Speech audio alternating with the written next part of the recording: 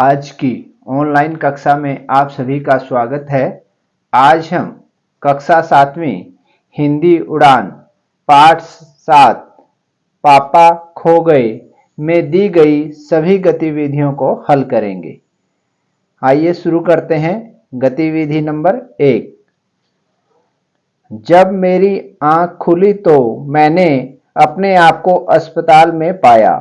हाथ पैरों पर पट्टियां बंधी थी तथा सिर में भयानक पीड़ा हो रही थी।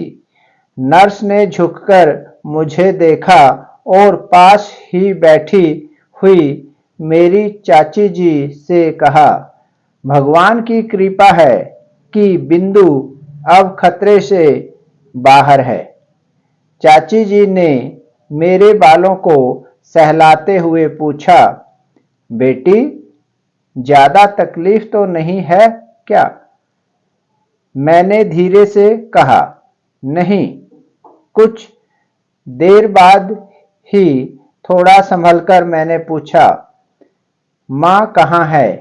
पिताजी का क्या हाल है?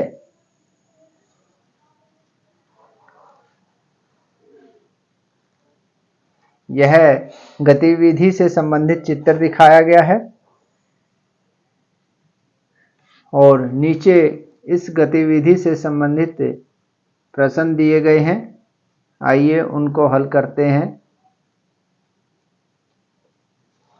इस गद्यांश में कौन कौन से विराम चिन्हों का प्रयोग किया है? हमने इस गद्यांश को दोबारा से ध्यान से देखना है और पता लगाना है कि इसमें कौन कौन से विराम चिन्हों का प्रयोग किया गया है। जैसे हम दोबारा से देख लेते हैं। जब मेरी आंख खुली तो मैंने अपने आप को अस्पताल में पाया। यहाँ पे जो ये विराम चिन्ह है ये पूर्ण विराम है। इसका प्रयोग बहुत ही ज़्यादा होता है।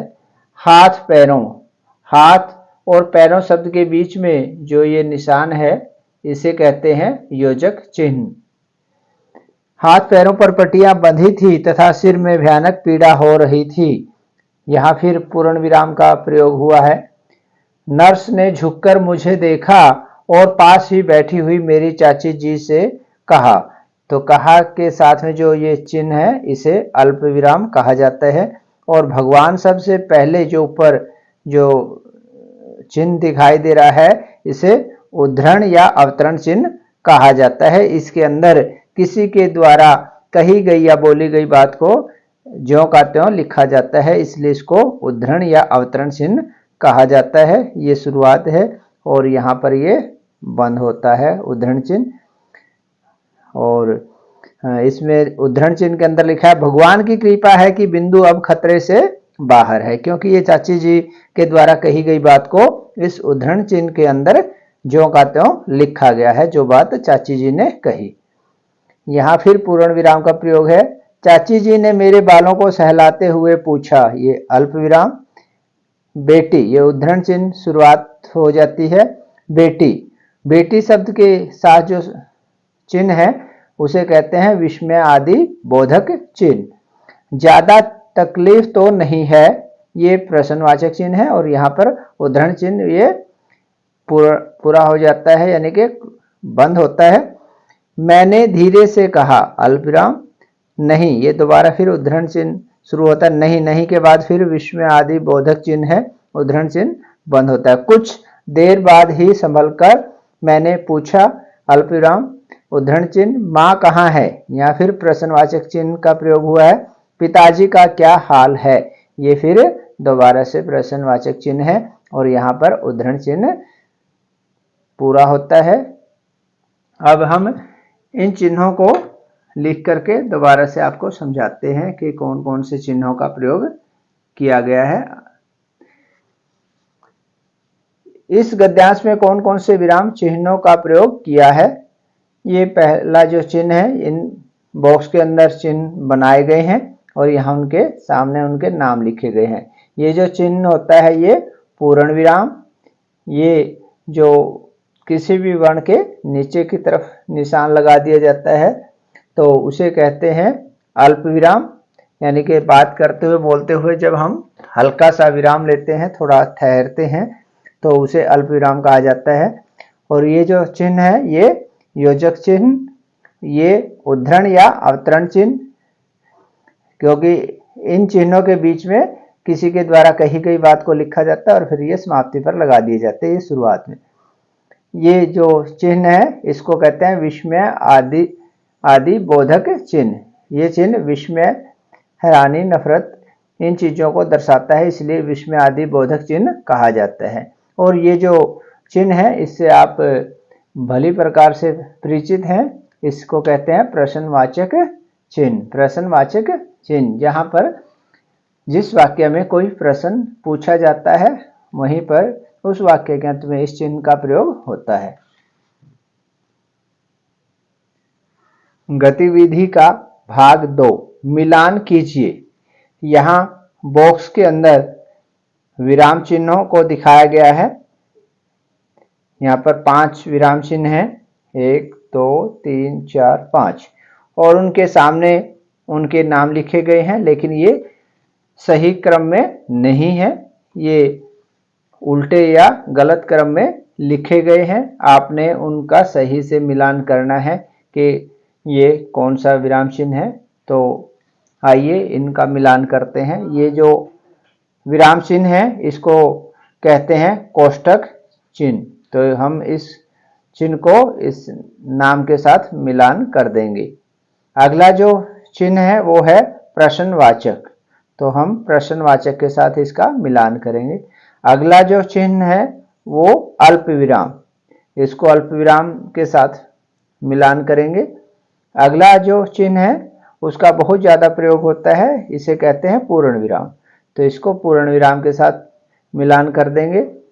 और ये जो चिन्ह है ये है योजक चिन्ह, इसको योजक चिन्ह के साथ मिला देंगे।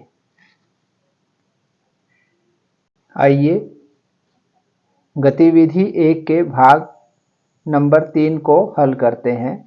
गद्यांश में रेखांकित गलत विराम चिन्हों के स्थान पर उचित विराम चिन्ह लगाइए। ये जो गद्यांश दिया गया है इसके अंदर जो छपे हैं वो गलत विराम चिन्ह लगाए गए हैं, प्रिंट किए गए हैं। हमें उनके स्थान पर सही विराम चिन्ह का प्रयोग करना है। मनुष्य एक सामाजिक प्राणी है क्या? ये यहाँ पर प्रश्नवाचक चिन्ह दिया गया है, इसके स्थान पर हम पूर्ण विराम चिन्ह का प्रयोग करेंगे। ये मैंने लाल रंग से लिख दिया है, तो यहाँ पर प्रश्नवाचक चिन्ह नहीं आएगा, यहाँ पर पूर्ण विराम आएगा। समाज में रहकर उसे दूसरों के साथ बातचीत करनी पड़ती है। यहाँ पर अल्प विराम का प्रयोग किया गया है जो कि गलत है, इसकी जगह सही विराम चिन्ह आएगा पूर्ण विराम। यहाँ पर ये छोटा सा मैंने जो लाल रंग से लिखा है इसके नीचे आ गया है, यहाँ पर गलत जो विराम चिन्ह था वो अल्प विराम था, और जबकि सही या उचित विराम चिन्ह आएगा पूर्ण विराम। भावों और विचारों का आदान प्रदान करना होता है, तो यहाँ पर सही दिया गया है, आदान प्रदान में योजक चिन्ह का प्रयोग होता है, यहाँ पूर्ण विराम। भावों विचारों, यहाँ इनके बीच में क्या है, अल्प विराम का प्रयोग किया गया है, यह गलत है, इसकी जगह हम लिख सकते हैं और भावों और विचारों के इस पारस्परिक आदान प्रदान, आदान और प्रदान के बीच में अल्प विराम का प्रयोग जो कि गलत है, इसकी जगह हम लिखेंगे योजक विराम चिन्ह का प्रयोग करेंगे। आदान प्रदान को संप्रेषण कहते हैं। ये गतिविधि का भाग नंबर 3 समाप्त होता है। आइए भाग नंबर 4 की तरफ चलते हैं। भाग 4, आंखें खुलना मुहावरे का क्या अर्थ है? वाक्य लिखकर स्पष्ट करें। ये आंखें खुलना मुहावरा दिया गया है, मुहावरे का क्या अर्थ होता है ये आपने बताना है, लिखना है और एक वाक्य भी लिख करके दिखाना है। आंखें खुलना, आंखें खुलने का अर्थ होता है वास्तविकता का ज्ञान होना, यानी कि सच्चाई का पता चलना। सचेत होना, होश आना या किसी चीज का सही ज्ञान होना। तो आप किसी भी एक अर्थ को लिख सकते हैं। या जानकारी होना, होश में आना, किसी चीज की असलियत का पता चलना। प्रभु जी का सत्संग सुनकर मेरी आंखें खुल गई। ये वाक्य लिखा है, उस वाक्य के अंदर आंखें खुलना शब्द का प्रयोग किया जाएगा। आप कोई भी अन्य वाक्य अपनी पसंद से लिख सकते हैं। ज्यादातर लोगों की ठोकर खाकर ही आंखें खुलती है, यानी कि कोई मुसीबत आने पर ही उनको असलियत का ज्ञान होता है या जानकारी होती है। भाग 5, विराम चिन्हों का प्रयोग करते हुए किन्हीं दो विराम चिन्हों पर एक एक वाक्य बनाएं।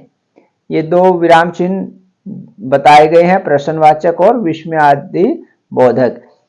इनका प्रयोग करते हुए आप एक एक वाक्य लिखेंगे।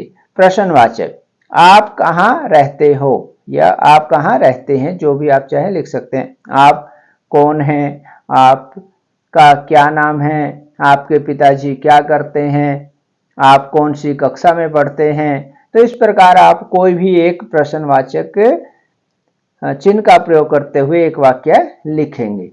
विस्मय बोधक, यहां पर आप विस्मय बोधक चिन्ह का प्रयोग करते हुए कोई एक वाक्य लिखेंगे। वाह, तुमने तो कमाल कर दिया। भाग संख्या 6, धोबी का कुत्ता ना घर का ना घाट का, मुहावरा है या लोकोक्ति? कारण सहित बताइए।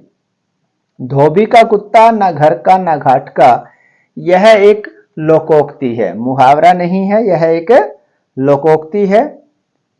यह एक लोकोक्ति है क्योंकि लोकोक्ति बड़ी भावपूर्ण, स्वतंत्र और वाक्य का निर्माण करने में समर्थ होती है। जो मुहावरे होते हैं वो संक्षिप्त होते हैं, छोटे होते हैं, वो स्वतंत्र नहीं होते, जबकि लोकोक्ति है वो अर्थ प्रकट करने में, भाव प्रकट करने में स्वतंत्र होती है और उससे एक वाक्य का निर्माण भी हम कर सकते हैं। आज की सभी गतिविधियां यहां पर समाप्त होती हैं। आशा है आपको हमारी वीडियो अच्छी लगी होगी। अगर हमारी वीडियो अच्छी लगे तो आप लाइक और शेयर अवश्य करें। आप सभी का धन्यवाद।